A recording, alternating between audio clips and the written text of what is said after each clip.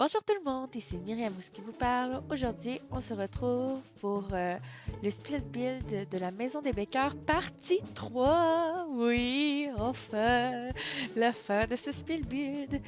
Sincèrement, quand j'ai commencé à construire cette maison, je ne pensais pas que j'allais avoir besoin de 3 vidéos pour la faire. Et oui, effectivement, lors du montage, je me suis rendu compte que 3 parties seraient vraiment nécessaires. Et donc, c'est la partie finale de ce spill build. Il sera maintenant disponible dans la galerie. Mon identifiant, c'est Myriamous, comme mon nom de chaîne. Et n'oubliez pas d'activer le contenu personnalisé pour pouvoir le trouver, étant donné que j'ai des CC dans ma construction. Sinon, elle s'affichera juste pas dans la galerie. Comme vous avez pu voir, entre la fin de ma partie 2 et le début de ma partie 3, il y a un peu de construction que j'ai fait hors caméra. Je me suis dit que j'allais séparer les pièces juste pour m'épargner un peu de temps de tournage. Puis finalement, quand je suis arrivée pour meubler les pièces, eh bien, je me suis rendu compte qu'elles ne m'allaient pas du tout et j'ai fini par tout remodifier. J'ai essayé des choses, j'ai essayé les murs en diagonale. Il m'est arrivé dans ma partie privée, quand j'ai construit une mini-maison, vous savez, on est limité en nombre de carreaux. J'avais l'entrée de ma maison et je la trouvais petite, restreinte. Vraiment, ça donnait pas envie d'entrer dans la maison. Et c'est vraiment quelque chose qui me dérangeait à un point tel que j'étais sur le point de détruire la maison pour recommencer à neuf, tellement que ce bout me dérangeait. Et finalement, en mettant un mur en diagonale, ça a enlevé le coin pointu qui séparait l'entrée du reste de la pièce qui était ouverte. Et vraiment, ça donnait une impression d'ouverture, ça donnait l'envie d'entrer dans la maison. Tu t'entrais, à gauche, tu voyais la salle à manger, en face, tu avais la cuisine. Vraiment, ça le changeait juste un mur en diagonale. C'est pour ça que j'ai décidé de faire des murs en diagonale. Vous voyez, là, galérer avec mes murs en diagonale. Parce que je me suis dit, peut-être que ça va faire le même effet dans cette maison-là. Vraiment, mon but, quand j'ai commencé, c'était d'avoir une nurserie, une pouponnière, une chambre pour un bambin, pour Isaac, et 3 chambres pour enfants, adolescents, une pour Caroline, une pour Albertine et une pour Augustine. Je suis partie dans cette idée-là au début, mais avec l'emplacement de l'escalier ainsi que la forme de la maison, je me suis rendu compte que ça allait être plus compliqué que prévu séparer les pièces. Mais à force d'essayer et de réessayer et d'enlever des murs, recommencer, supprimer, recommencer, j'ai vraiment fini par trouver quelque chose qui me plaisait. On est là pour s'amuser. N'hésitez pas, lorsque vous faites une construction, à essayer, réessayer, à recommencer, à effacer. Puis une fois qu'on réussit vraiment à trouver ce qui nous plaît, on est d'autant plus fiers d'avoir mis tout ce travail qu'on l'aime notre maison. Et c'est le cas avec cette construction, je l'adore. C'est pour ça que j'avais hâte de vous la mettre dans la galerie pour que vous puissiez voir tout le travail que j'ai fait et aussi l'utiliser pour vos tickets challenge ou juste pour une partie normale pour faire vieille maison. Le personnage arrive dans la vieille maison et tout.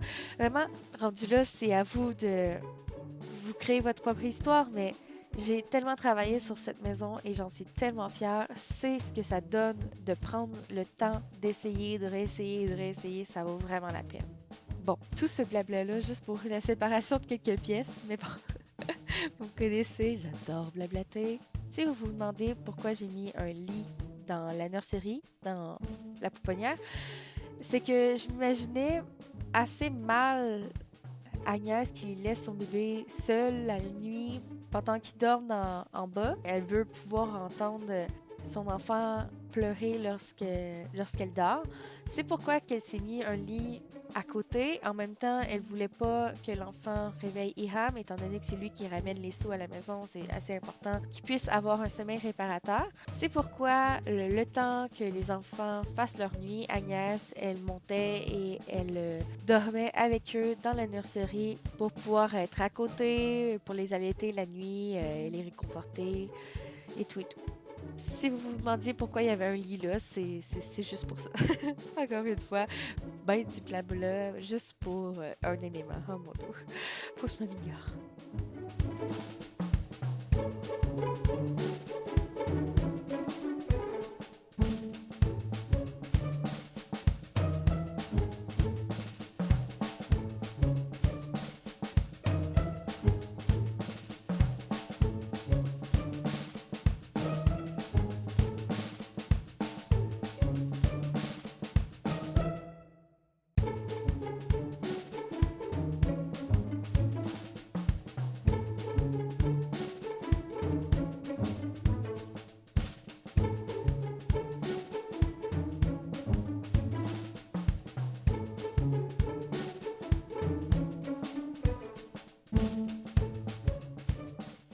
Pour ce qui est des éclairages, j'ai décidé de fonctionner différemment. Dans l'étage inférieur, j'avais mis des éclairages électriques pour bien voir les pièces avant de les meubler. Finalement, je me suis rendu compte en les enlevant et en remplaçant par des bougies et des lampes à l'huile que l'éclairage était plutôt chouette d'avoir cet éclairage un peu plus sombre, un petit peu plus chaleureuse à cause des flammes.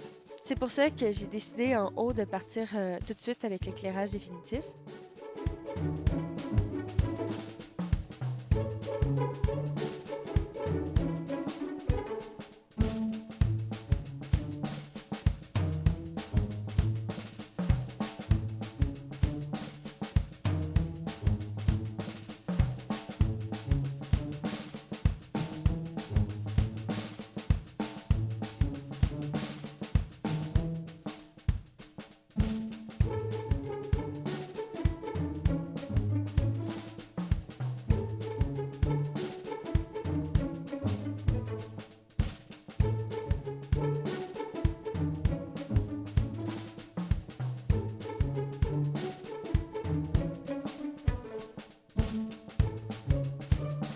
Pour ce qui est des chambres, là, on le voit pas encore. On le voit un peu plus tard lorsque je mets des meubles. Mais j'ai décidé de vraiment faire des chambres différentes. Qu'on voit l'intérêt de celui, plutôt de celle qui est dedans, juste avec quelques éléments comme Caroline, sa chambre, il va avoir un journal intime parce qu'elle, elle adore écrire. Éventuellement, quand les Charles vont avoir une maison, elle va s'acheter une machine à écrire parce que vraiment, elle adore écrire. J'aimerais même lui faire écrire des livres. Étant donné que je trouvais ça vraiment dommage qu'on n'ait pas accès à cette possibilité d'écrire des livres avant que les ordinateurs soient débloqués, j'ai décidé de chercher si c'était possible d'avoir un mode ou un CC qui permettait d'avoir une machine à écrire. Et joie, j'en ai trouvé un. J'étais trop contente. Alors éventuellement, quand Charles et Caroline vont avoir une maison, parce que pour l'instant, ils ont plus un campement qu'une maison, ils vont avoir une machine à écrire et Caroline, une fois que ses enfants vont être un peu plus vieux, bien sûr, elle va sûrement se mettre à écrire. Vous voyez ici meubler le corridor en face de la pouponnière. C'était plutôt important pour moi de meubler cet endroit, étant donné qu'on le voit quand même dans mon machinimat. C'est pour ça que j'ai pris la peine de mettre des bancs, des chaises, même une petite bibliothèque et fait assez cocasse. Quand j'ai fait mon machinimat, la faucheuse, après avoir pris Agnès, elle a décidé d'aller chercher un livre, tranquillou pépère, et d'aller le lire sur la chaise à bascule, comme si de rien n'était. C'est pas comme si tout le monde était en train de pleurer derrière elle, mais non, mais non. Vraiment, la faucheuse, des fois, dans les Sims, c'est juste n'importe quoi.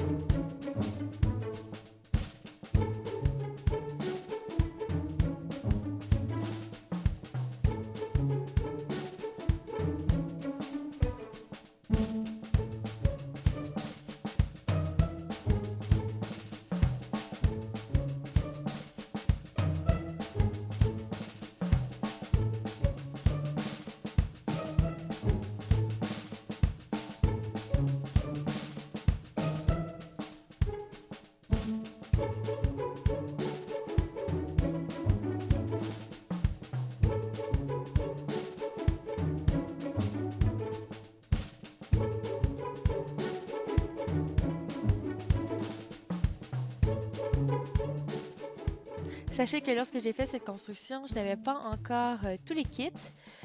Même, il me manquait 2 kits que je tenais vraiment d'avoir pour cette construction. C'était accessoires vintage, il me semble,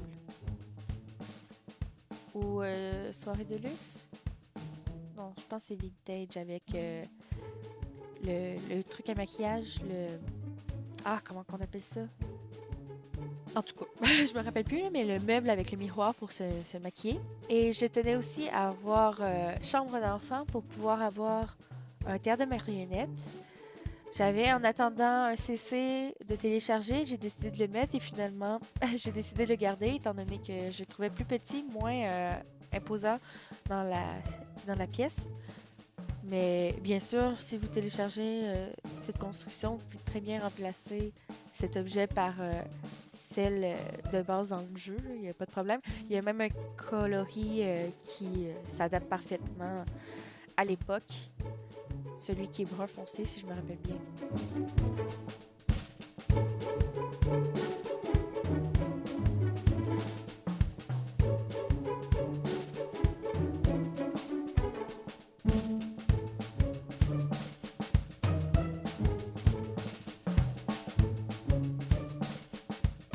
Et voilà donc ma construction terminée. J'ai tourné cette fin de vidéo une fois que j'ai eu meublé le terrain. Vraiment, ça fait toute une différence.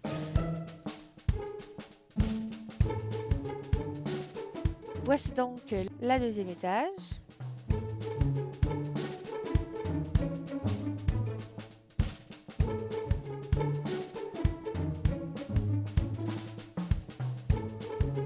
La première étage.